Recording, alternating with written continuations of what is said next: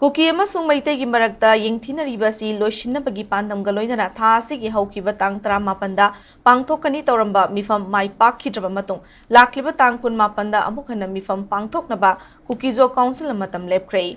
Power Corridors na report tawrakhibagi matung ina tha asigi tang 18da Kangpopi District Headquarters ta leiba LNC Hotel ayuki pung 13 taba matamda Meepham asi pangthokani hairi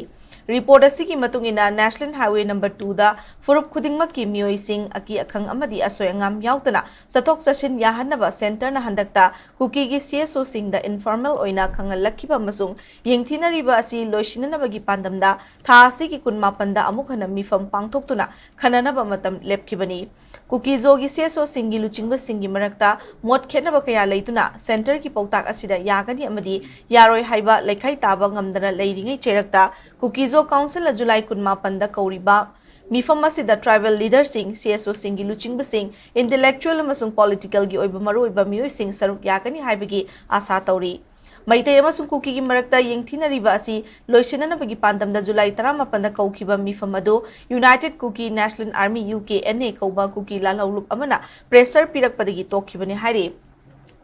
Amaromda thasi gi tangkulhum doida Committee on Tribal Unity Kotu na senduna pangthokiba closed door meeting da saruk yakhiba Kukizo Council gi luchingba singi maikaidigi center na thamlakliba free movement gi wafam da thoidok na yetpa pikhide hari Kukizo Council gi maikaidigi passenger amasung pochei puba gari sing chatkadaba oibana khongthang asida ayaba pibada akaiba leite loinana ayaba pibada political surrender oiroi haina phongdokhibani adumoinamak July 18 da Pangthokadoriba Meepham asida Kukizo gi CSO singi marakta khaibung tanabagi fibam adumuk leigadra natraga yanaba ma purakadra haibadudi tambangamdri